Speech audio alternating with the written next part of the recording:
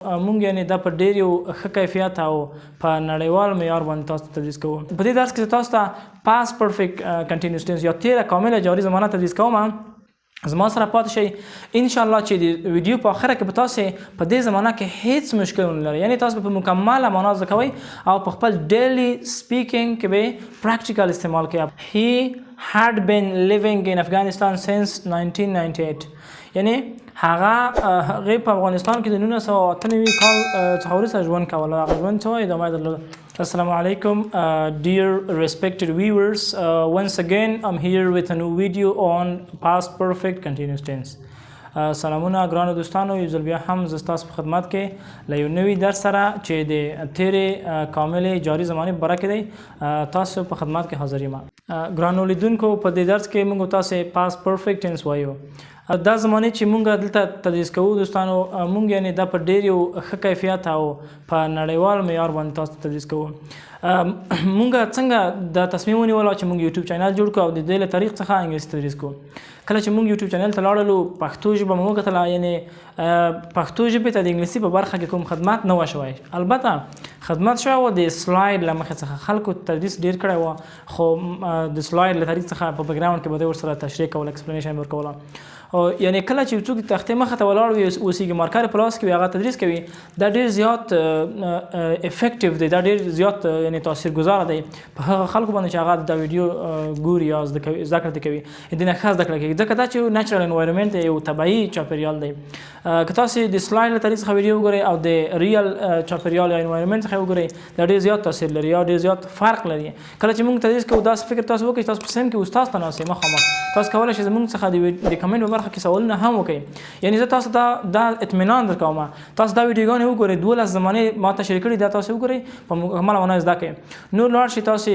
د ګرامر اډوانس کتابونه، څومره ګرامر تاسو لرئ، څومره ګرامر پیژنئ کتابونه، دا ټول وګورئ. که په دې ویډیوګانو کې کومه نیمګړتیا وه او یا مو زمانې نه وي زده شوې، راشئ زه تاسو ته ضمانت درکوم. یعنې دغه 12 ویډیوګانو په کتلو سره د زمانو دا تاسو مکمل وګورئ، زده یې کړئ، نو تاسو به د زمانو په برخه کې یعنې بیخي یعنې ټایني ایرر هم ونه لرئ، یعنې ډېر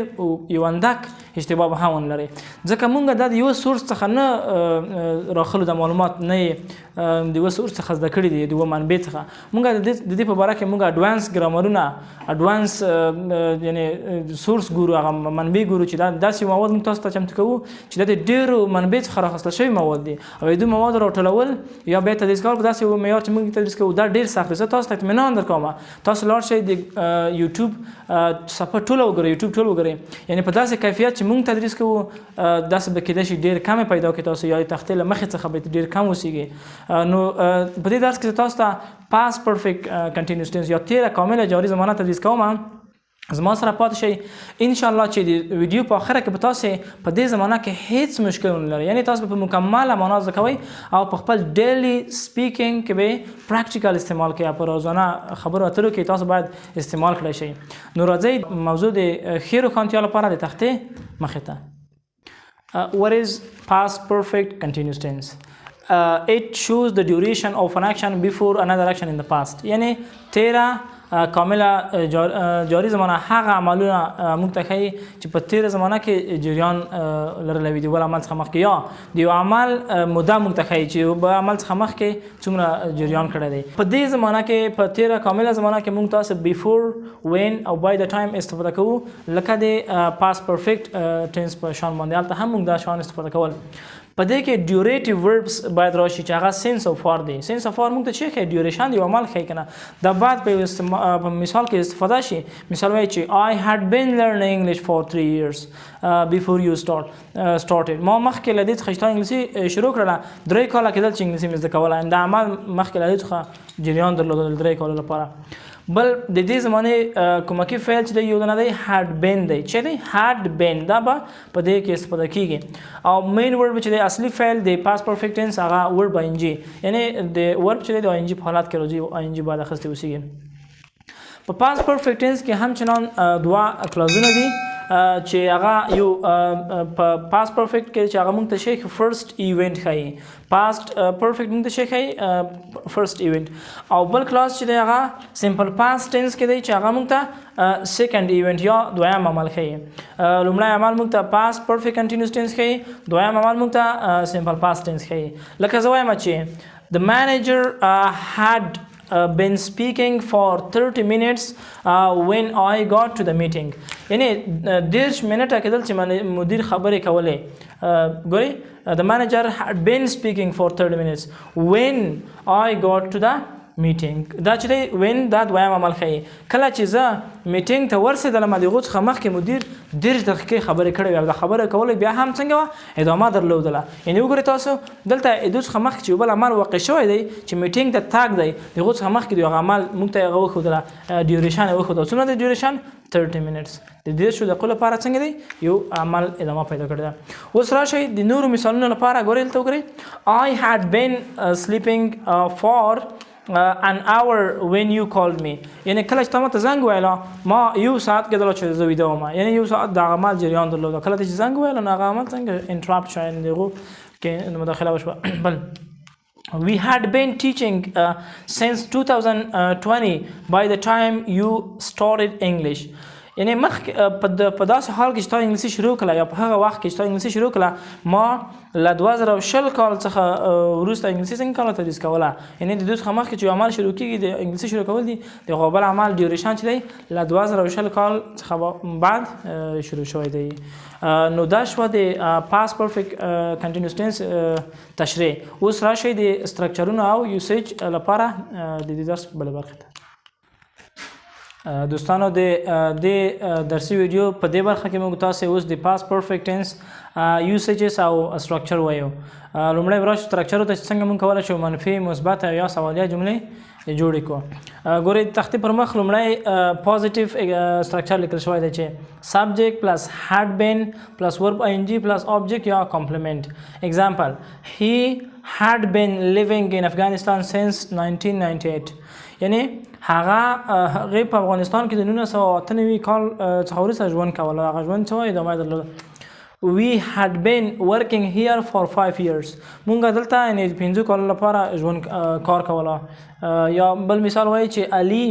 had been driving a car since 2016 یعنې علي د 2014 کال څخه وروسته څه کوله ډرایوینګ یې کوله موټر یې چلوله دا چې شو مثبت استرکچر اول به سبجیکټ راځي بیا ورپسې had been راځي چې کومکي فعل دی بیا ورپسې ورب ing پلس object یا کمپلیمنٹ نو راځو نیگیټیو یا منفي استرکچر ته په دې کې لومړی سبجیکټ پلس had not been ګورئ دوستانو یو شي ته متوجه اوسئ چې not چې دی دا د had او د been ترمنځ استفاده کېږي د had او been ترمنځ څنګه کې استفاده کېږي سبجیکټ پلس had not been پلس ورب ing پلس object یا کمپلیمنٹ دغه مثال اړه منفي ته وایي چې he had not been living in Afghanistan since 1998 هغه په افغانستان کې له 1998 کال څخه وروسته ژوند نه کوله بل اگزامپل we had not been working here for 5 years مونږ دلته له 5 کالو لپاره کار نه کوله یا Ali had not been driving a car since 2016 علي چې د 2014 کال څخه وروسته موټر نه چلوله دا چې شو منفي استرکچر چې not د یوه مهمه خبر ده not د had او د been ترمنځ څنګه استفاده کېږي اوس راځو سوالیه استرکچر ته راځو یا انټروګیټیو استرکچر په دې کې had پلس سبجیکټ پلس been پلس ورب ing پلس کمپلیمنٹ یا object راځي لکه اگزامپل ته وګورئ ولیکلی had he been working here for a long time آیا هغې دلته د ډېر وخت لپاره کار کوله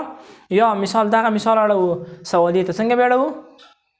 Yes, good. Had he been living in Afghanistan since 1998 آیا هغې په افغانستان کې له 1998 څخه وروسته ژوند کوله دا مثال څنګه اړوو had به سر ته وړو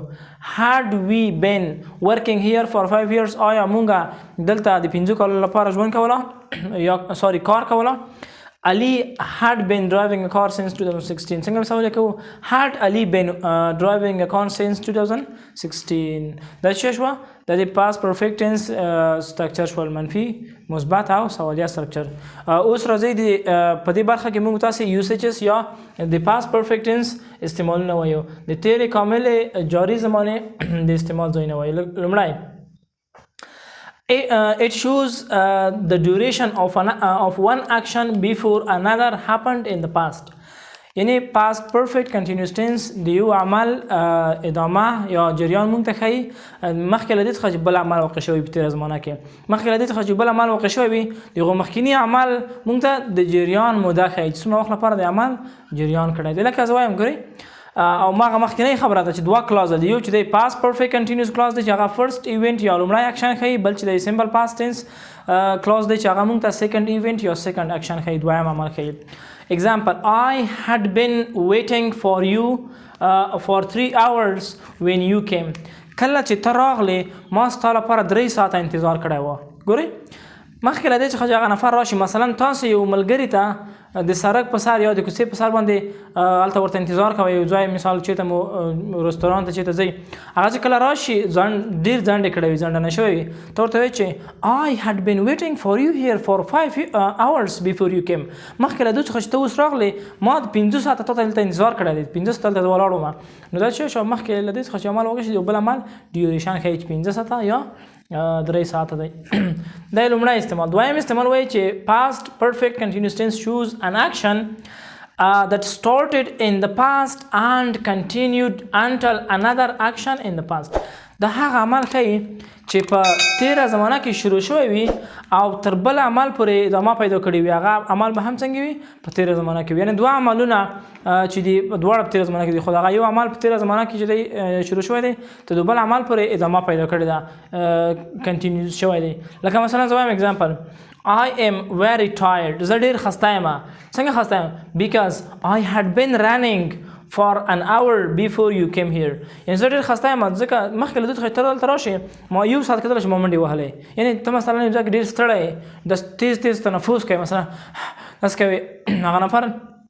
ته وایي چې I am very tired before you came here I had been running for 1 hour. مخکې له دې څخه ته دلته راشې ما یو ساعت کېدلی چې منډې مې وهلې تمرین مې کول مې سپورت کوله.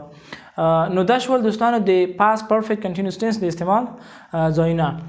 دوستانو د نننۍ درس بولډ پوینټس تاسو ته وایم چې موږ د past perfect continuous tense ولوسته په دې کې هغه مهم نقاط چې هغه څو شان دي چې لومړی دا هغه عملونه ښیي چې په تېره زمانه کې د یو عمل څخه مخکې د بل عمل موږ ته موده ښیي یا it shows the duration of an action before another action in the past. دا یوه خبر تعریف دی. د دې زمانې افعال کومه کې had been plus verb ing دی یعنې په دې کې verb ing استفاده کېږي او د دې سټرکچرونه مو هم وویل او دوه دانې استعمال ځایونه مو وویل چې دوه دانې استعمال ځایونه لري. نو دا د درس مهم نقاط دي خدای وکړه چې یو څه مو ترې زده کړي وي او ویډیو مو خوښه شوې وي. که مې ویډیو خوښه شوې وي ویډیو درسره لایک او تر نورو ملګرو پورې هم ورسوئ تر څنګ د کمنټ په برخه کې خپل نظریات زموږ سره شریک کړئ او همدارنګه زموږ چینل د سره سبسکرایب کړئ تر څو هره نوې اپلوډ شوې ویډیو تر تاسو پورې لومړی در ورسیږي.